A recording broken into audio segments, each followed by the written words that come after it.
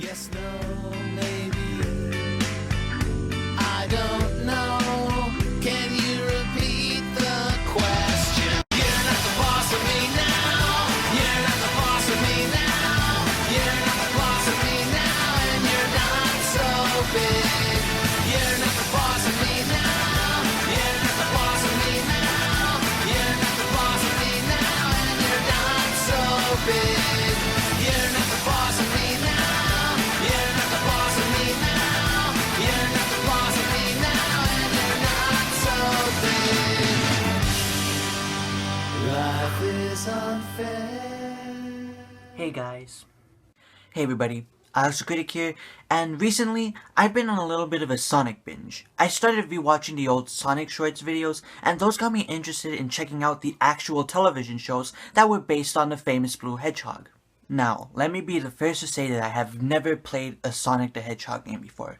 Well, I have played Sonic CD, but outside of that, my experience with the Blue Blur has been a pretty nullified one. I have, however, watched some of Sonic's TV shows. Most of them were okay. Sonic's television outings have actually been pretty decent, which is unheard of for a video game franchise. Despite that, there have been some Sonic shows that received less than favorable reviews. One was the infamous Adventures of Sonic the Hedgehog, which the Nostalgia Critic has already reviewed, and the other is the less often talked about Sonic Underground. Yes, this little gem has remained relatively obscure for the past 15 years. Even the Sonic fandom doesn't bring it up that much. There's a reason for that. This show sucked. Lasting for all of one season before it was taken off the air, Sonic Underground was an artifact of the 90s, an era where people valued extreme levels of awesomeness over interesting stories and relatable characters. I won't deny that good shows, movies, and books came out during the 90s, but the reason that people define the era with the word extreme is because that was the attitude that dominated the decade. Hey! You still don't have a Sega CD? Huh? What are you waiting for? Nintendo to make one? You have seen the games, right? Wrong answer, man. Show 'em!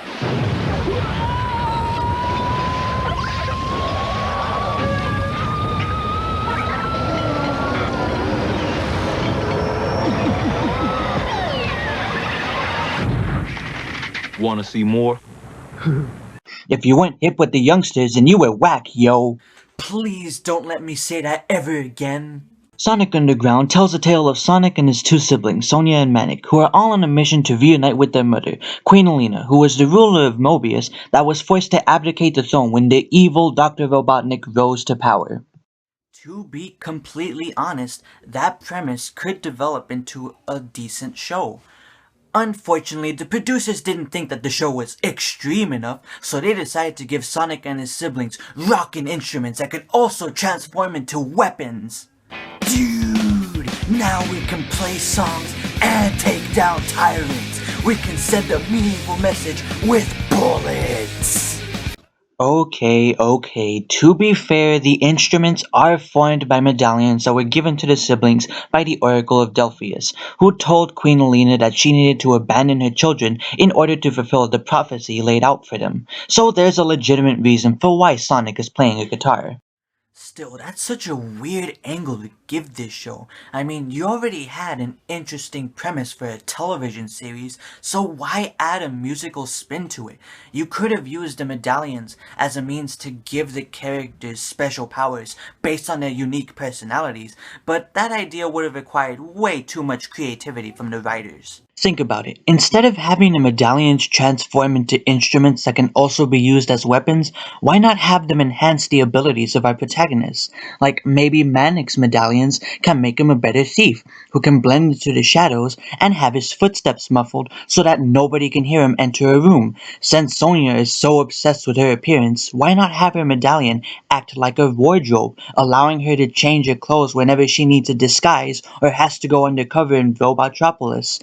As for Sonic, it's simple. The medallion not only increases his speed, but it also lets him teleport between long distances and allows him to take a SWAT bot down at a moment's notice. Let's also add that the medallions can only be used for a short period of time and afterwards need some time to recharge so that they don't serve as simple Deus Ex Machina devices for the characters whenever they get into sticky situations. There. all the problems with the show are fixed, and you can still keep the medallions in as an important part of the series. This isn't rocket science, guys.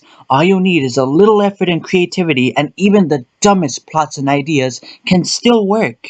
That being said, we do need to start getting into the topic of this video, so let's keep things going. Now, bear in mind that this is not a retrospective on the series. The lone season of this show had 40 goddamn episodes in it, so there's no way that I'm going to be reviewing the whole thing in one sitting. No, instead I'm going to review the pilot episode so that you guys get an understanding of how disappointingly awful this show was. So with those 2 hours of exposition out of the way, let's finally get things started. Well, actually, before we talk about the episode, let's discuss this theme song, because I have one really important thing to say about it. It is fucking awesome. I'm not kidding. Out of all the Sonic theme songs I've heard throughout the years, this one is by far my favorite. Not only does it sound epic and foreboding, but it also manages to explain the basic plot of the show pretty well. Triplets born, the throne awaits. A seer warns of a deadly fate. Give up your children, separate. Bide your time, lie in wait. Sonic Underground, Sonic Underground. They made a vow their mother will be found. The children grow, learn what's right.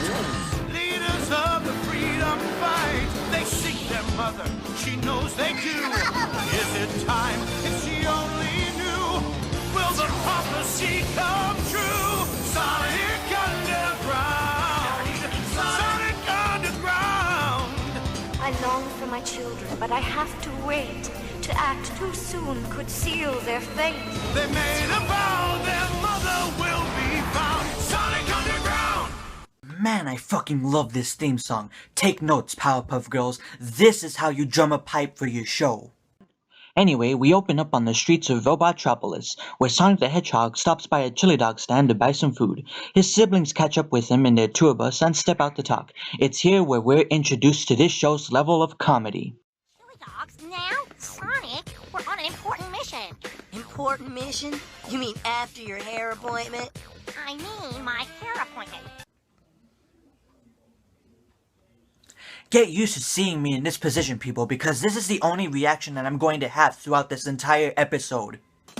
After some small talk and an attempt at pickpocketing by Manic, the green one, our heroes are interrupted by a tremor. Move. Just see they stay there. My god, the sound effects are so loud that they're cutting Sonic's voice off. Hear ye, citizens of Robotropolis. Be informed that tomorrow I, the great Robotnik, will be married to What? Queen Alina herself. And because I am a kind, generous, and caring tyrant, I will even allow music to be played at this joyous event. Oh, come on. Dr. Robotnik hates music? I don't believe it. Just look at the sick dance moves that he was laying down on us here. Kill Sonic with a laser, and then he'll be dead. And I can do my evil stuff. Come on, Sonic. Feel my funky rhythm. Oh, that's groovy.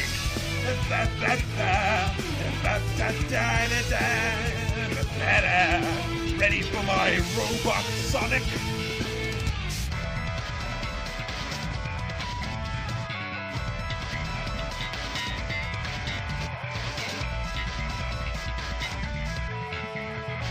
Upon hearing Robotnik's plans, the trio decide to sneak into the wedding to see if their mother is there. They decide to travel to the house of Bartleby, a noble who has the hots for Sonia, in order to accomplish this goal. Meanwhile, Robotnik complains to his two assistants, Dingo and Sleet, about the rising cost of the wedding, which he reveals is just a ruse to capture our heroes. Sleet suggests that he just extorts some money out of Bartleby, a loyal noble, to which Robotnik agrees. I'm guessing by now that a lot of you guys are starting to notice some similarities between this show and Sonic SatAM. Let me just tell you this right now, you are not alone. These two shows have very similar characteristics. The settings look about the same, Sonic is voiced in both shows by the same voice actor, Jaleel White, and Robotnik even looks like his SatAM counterpart. Basically, Sonic Underground is what Sonic Sat AM would be if you replaced everything that made the latter interesting with things that were extreme. Dude, who cares about interesting story arcs and developed characters when you can just play some hardcore rock and roll? Moving on, we see our protagonists arrive at Bartleby's mansion, disguised as carpet cleaners. You gotta love how Sonic and Manic are dressed as Mario and Luigi here. It's too bad that this visual gag doesn't work because the Mario brothers were plumbers, not carpet cleaners. Ugh. Anyway, Sonia reveals herself to Bartleby, who lets the trio into his mansion. After meeting each other, Bartleby encounters Robotnik's henchmen, who have come to collect his money. He offers to pay half of what they're asking for in exchange for finding musicians for their wedding, these musicians being Sonia and the brothers, of course. Robotnik's henchmen agree and head out of the building.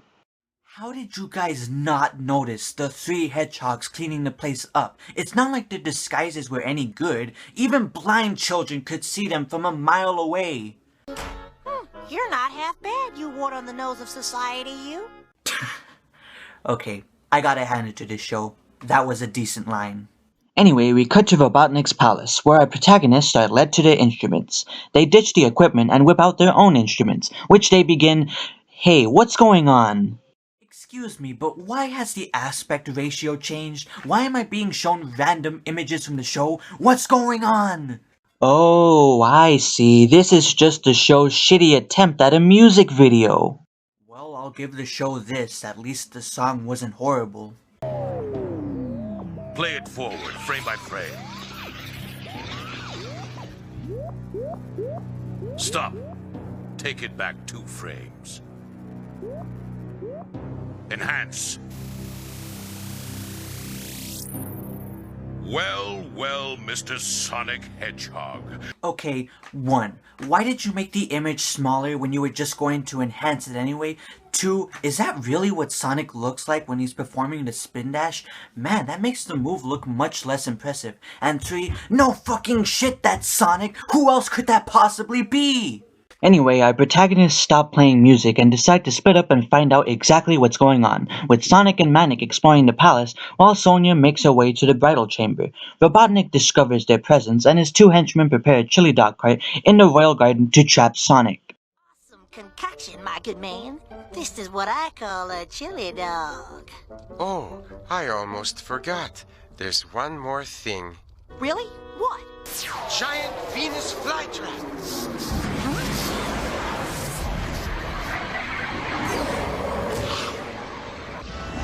I didn't order a giant Venus flytrap. Must be one of those super meal promotions.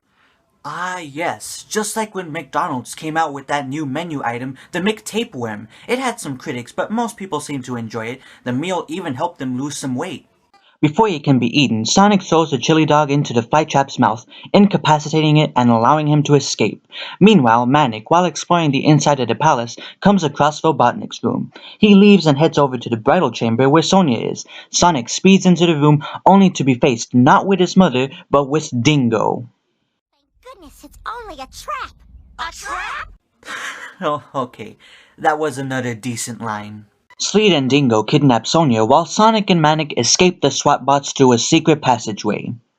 I refuse to be named Crown Prince's successor to the throne. But Sweetikins, don't you see? By her continued absence, your mother has given up her right to rule. You have to take her place. My mother's absence is because of his presence. If it's my fault you are missing a mother, I will remedy that lack by adopting you, our new crown princess, as my daughter. In fact, you may call me Dad. This got really weird, really fast. During the actual wedding, Manic heads off to find a costume so that he can impersonate his mother, distracting the audience and giving his siblings ample time to escape. Before he can follow through on this plan, however, he is captured and imprisoned by some SWAT bots. Excellent. Still got the touch. How the fuck did he do that? I get that he's a thief and all, but... Actually, never mind. Now that I think about it, it does make sense that he can pick locks. Never mind. This has been another pointless nitpick by Alex the Critic. Thank you, and good night. Things seem finished until a certain hedgehog appears out of nowhere to take the spotlight. You are a blight upon our land, Robotnik. I, Queen Alina, shall never abandon Mobius or her children as long as I may live. After a small fight scene, Sonic and Sonia escape the palace and meet up with Manic, who reveals that he wasn't impersonating the Queen. The trio put two and two together and realize that their actual mother was the one who saved them. Queen Alina herself escapes by fooling Robotnik's henchmen with a dummy, and we end the episode with Sleet and Dingo being locked away for their incompetence.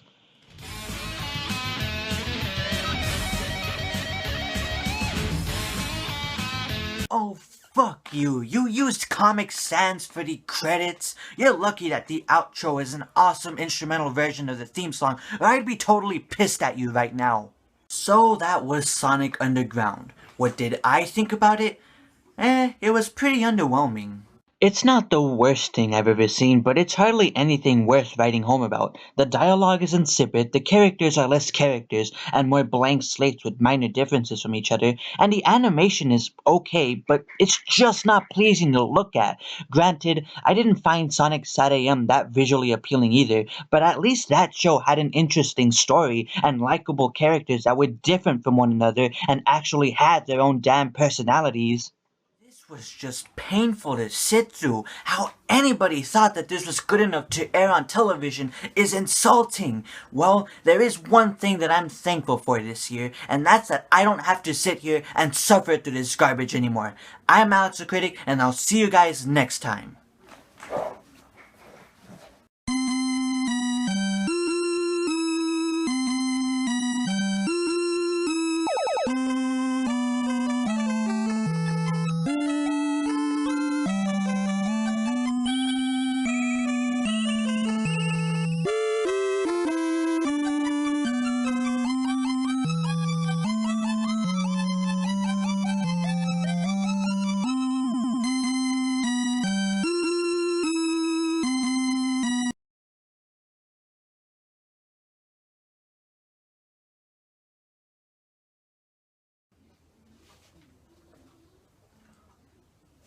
Huh?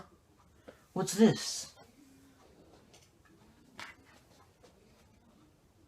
Sonic art. Play at your own risk. Huh, like there are any consequences to playing video games.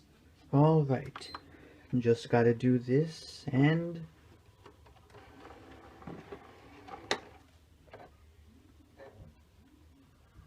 Oh God! Ugh, that hurt. What happened? What the...